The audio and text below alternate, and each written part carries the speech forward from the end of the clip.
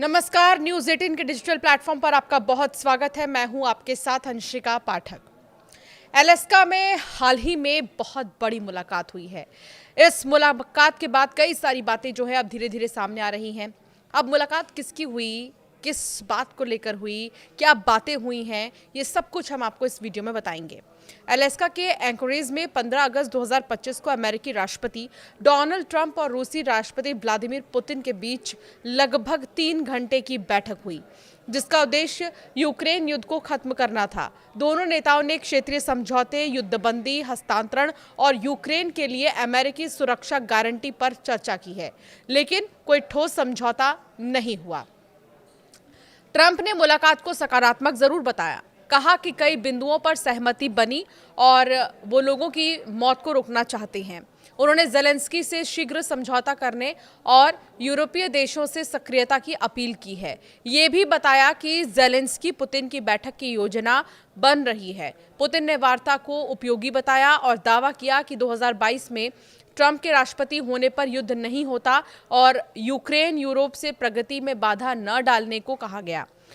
Kremlin ने मुलाकात को बेहद सकारात्मक करार दिया है, जबकि पूर्व नाटो राजदूत डगलस ल्यूट ने कहा है कि ट्रंप को कुछ हासिल नहीं हुआ। पुतिन ने वैश्विक छवि मजबूत की है। ट्रंप ने बाइडेन पर युद्ध रोकने में नाकामी का आरोप लगाया और हिलेरी क्लिंटन के नोबेल पुरस्कार वाले बयान की सराहना की है। राष्ट्रपति ट्रंप की पत्नी मेलानिया ट्रंप ने पुतिन के नाम एक पत्र भेजा था, जिसमें यूक्रेन के 19,500 अपहृत बच्चों का मुद्दा उठा है। ट्रंप ने इसे पुतिन को सौंप दिया। इसके बारे में भी आपको विस्तार से बताएंगे। डोनाल्ड ट्रंप ने यूक्रेन के राष्ट्रपति व्लादिमीर ज़ेलेंस्की और नेटो नेताओं को बताया कि रूसी राष्ट्रपति व्लादिमीर पुतिन अस्थायी युद्ध विराम के बजाय यूक्रेन युद्ध को खत्म करने के लिए एक व्यापक शांति समझौते की प्राथमिकता देते हैं। यूक्रेन के राष्ट्रपति ज़ेलेंस्की ने अलास्का में डोनाल्ड ट्रंप और व्लादिमीर पुतिन की मुलाकात पर अपनी पहली प्रतिक्रिया दे दी है। उन्होंने कहा कि वो यूक्रेन, अमेरिका और रूस के बीच ट्रंप के प्रस्तावित त्रिपक्षीय बैठक का समर्थन करते हैं।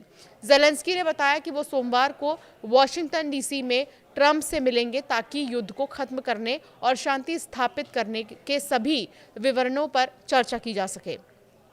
उन्होंने ये भी उल्लेख किया कि अमेरिका की ओर से यूक्रेन की सुरक्षा गारंटी में भागीदारी के सकारात्मक संकेत मिले हैं, जो यूक्रेन के लिए बहुत ही महत्वपूर्ण है। तो कुल मिलाकर ये बैठक कितनी ज़्यादा अहम होने वाली थी, ये बैठक आखिर क्यों हो रही थी, ये तो आपको पता चल गया।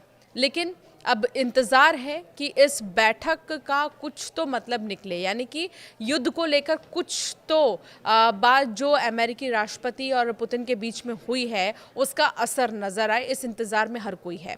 अमेरिका के अलास्का में अमेरिकी राष्ट्रपति डोनाल्ड ट्रंप और रूसी राष्ट्रपति पुतिन के बीच मीटिंग तो हो गई। पूरी दुनिया की नज़र इस हाई प्रोफाइल मीटिंग पर थी। इस दौरान एक दिल को छू देने वाली खबर सामने आई। न्यूज़ एजेंसी रॉयटर्स की रिपोर्ट के मुताबिक राष्ट्रपति ट्रंप के साथ उनकी पत्नी मेलानिया ट्रंप नहीं थी, लेकिन फिर भी वो पुतिन से कुछ कहना चाहती थी। इसीलिए अमेरिका की प्रथम महिला मेलानिया ने एक चिट्ठी लिखकर ट्रंप को सौंप दी थी। ट्रंप ने पुतिन के साथ मीटिंग के दौरान अपनी जेब से ये चिट्ठी निकालकर व्यक्तिगत रूप से उन्हें सौंपी है। इस पत्र में उन्होंने यूक्रेन और रूस के बच्चों को लेकर चिंता जताई है। व्हाइट हाउस के अधिकारियों के मुताबिक स्लोवेनियाई मूल की मेलानिया इस यात्रा में शामिल नहीं थी, लेकिन उन्होंने यूक्रेन और रूस के बच्चों की स्थिति को लेकर अपनी चिंता लिखित रूप में पुतिन तक पहुंचाई है। पत्र में क्या लिखा था इसके बारे में अधिकारियों ने नहीं बताया, लेकिन पुष्टि की कि इसमें खासतौर पर यूक्रेन युद्ध के दौरान बच्चों के अपहरण का मुद्दा उठाया गया है। ये वही संवेदनशील विषय है जिसे लेकर यूक्रेन लंबे समय से अंतर्राष्ट्रीय मंचों पर आवाज़ उठा रहा है। रूस पर यूक्रेन का बड़ा आरोप है। यूक्रेन का ये कहना है कि रूस ने अब तक हज़ारों बच्चों का अपहरण कर जबरन अपने कब्जे में ले लिया है और उन्हें या तो रूस भेज दिया गया है या फिर कब्जे वाले इलाकों में रखा गया है। यूक्रेन सरकार ने इसे अंतर्राष्ट्रीय कानून के मुताबिक जनसंहार करार दिया है। संयुक्त राष्ट्र मानवाधिकार कार्यालय ने भी अपनी रिपोर्ट में कहा है कि 2022 में शुरू हुए रूस के पूर्ण पैमाने पर हमले के बाद लाखों यूक्रेनी बच्चे पीड़ा और अधिकारों के उल्लंघन का सामना कर चुके हैं। रूस की ओर से दावा किया जाता रहा है कि ये युद्ध क्षेत्र से कमजोर और अनाथ बच्चों को सुरक्षित रखने के लिए ऐसा कर रहे हैं, लेकिन कीव और पश्चिमी देश इसे युद्ध अपराध मानते हैं। अलास्का में शुक्रवार को ट्रंप और पुतिन के बीच 3 घंटे तक मीटिंग तो चली, लेकिन युद्ध रोकने के लिए कोई ठोस कदम तय नहीं हो सका है। भले ही ट्रंप ये कह रहे हैं कि ये मीटिंग जो है बहुत ही पॉजिटिव रही है, लेकिन असर इसका कब दिखाई देगा, इसका इंतजार अब भी है।